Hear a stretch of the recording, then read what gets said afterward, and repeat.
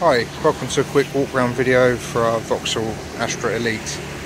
Now it should clearly say all over the advert, this one is a Category D car. So it was subject to an insurance claim where the insurance company deemed it a write-off 6 years ago in 2016.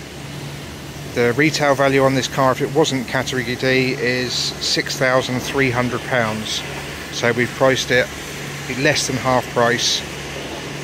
Because of that, we don't then go and tidy up all little bits of interior trims and all that sort of stuff that we would do on a normal retail car. So there is a few little bits and bobs here that you're going to need to do yourself. I'll point out absolutely everything I can see to give you a really transparent view of what this car's like. We make sure you've got a decent car. It'll get you from A to B. It's got a decent MOT February next year with no advisories. And we'll put it in for a workshop check just to make sure there's no hidden gremlins. But in terms of paintwork and that sort of stuff, we just don't have the money across these to tidy it up. Now, in my opinion, I think it's had paint previously to the front and rear bumpers. This might not show up very well, but it's basically poor previous paintwork, so I would say these have definitely been painted at some point in their life. You can see some sort of runs and deviations in the paint here. Anyway, it's metallic black, daytime running lights, front parking sensors. You've got, I'm trying to see the size of those alloy wheels, 17-inch alloy wheels, a few curb marks on those, a little parking dent here, a little scuff on the wing mirror here. I mean, overall it's quite presentable. It's just if you start looking closely, it's that sort of car, you know. But it is cheap, so, and it is automatic, which is the main selling point. Yeah, rear bumper again, you can see some bits out of alignment, and just, you know, not very good paint, sort of a orange peel sort of effect again there, out of alignment. So definitely the rear bumpers and front bumpers have been off before, most likely when it had whatever accident it was involved in to deem it a Category D. Rear parking sensors as well. In the boot, parcel shelf is present. You've got a space saver spare wheel there as well.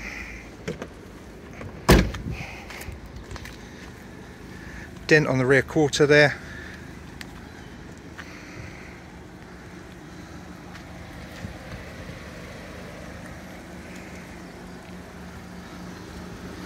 Some little chips and bits and bobs just there. Again, some curbing marks on that front wheel.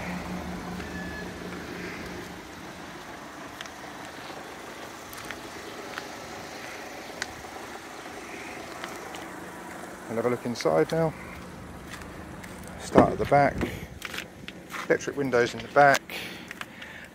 That'll need a wipe off there. Just seats in general could do with a wipe over. We just literally give these a quick hoover. Again, they don't go in for a full valet or anything like that. We just try and keep the cost down as low as possible because we want to charge as little as possible for these Cat D cars on the rare occasion that we get them. Isofix points on the two outer rear seats. Middle seat, if not in use, has this nice big armrest with like storage, cup holders and all that sort of stuff. And it does have the load through ski hatch, they usually call that. Decent bit of leg room. Leather isn't bad, no rips or tears or anything, just you know, good wipe off, and that'll probably be okay. You've got child locks in the back there as well.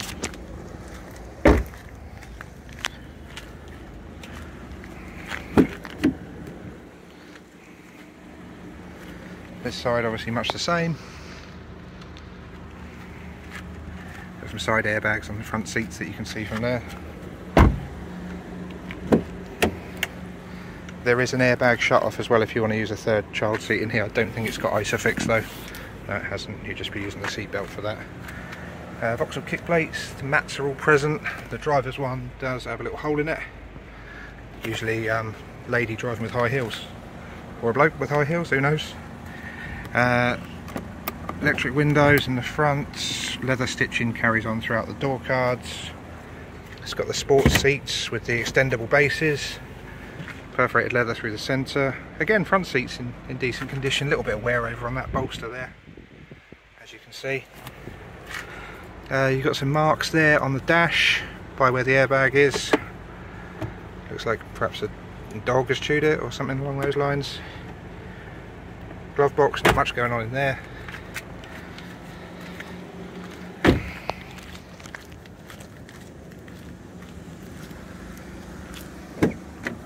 Have a look from the driver's point of view now.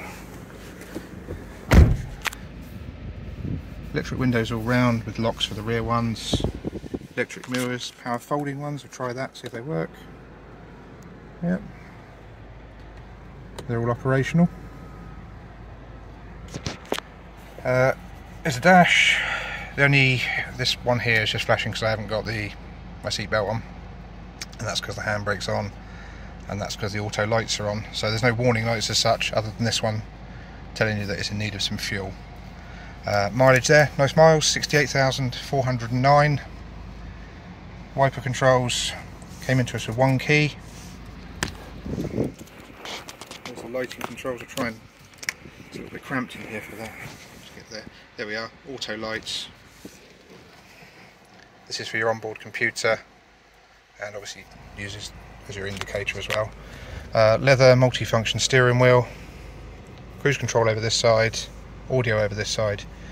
All the steering wheels are the same, they have the phone button regardless of whether or not they have the Bluetooth module. This one does not. If you click that, all it does is mute the audio. Right, so CD player, it's got a Teach Yourself Spanish CD in there, you can have that, it's complimentary. FM and AM radio, auxiliary inputs, I'll show you where they are in a second. Lock and unlock, hazards, indicators for if you've switched the passenger airbags off. CD 400 unit. There's your heating controls, including your heated front seats. Driver's one's definitely working, I tried that earlier. Here's dual zone climate control. Just move the gear stick out of the way so we can see the 12 volt point there, and there's your auxiliary input.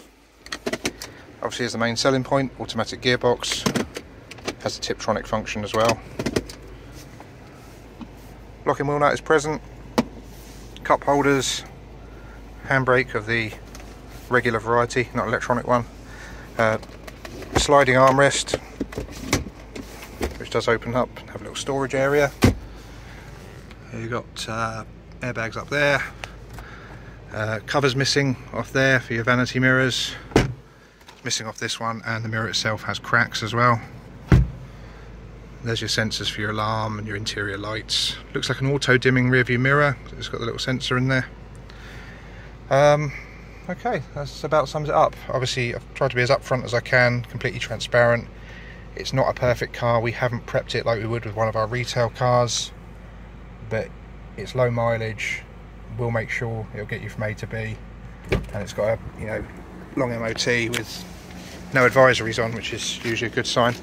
Just want to show you that front bumper again, because when I was taking the photos I did notice that as you've got a bigger gap there than you have there, for instance. So yeah, it's definitely a category D. Nothing's written on the logbook. It's the lighter of the old categories. They've been replaced with category S and category N now. D is the equivalent of N. N is non-structural damage, so you're not going to have had any chassis damage or anything like that here.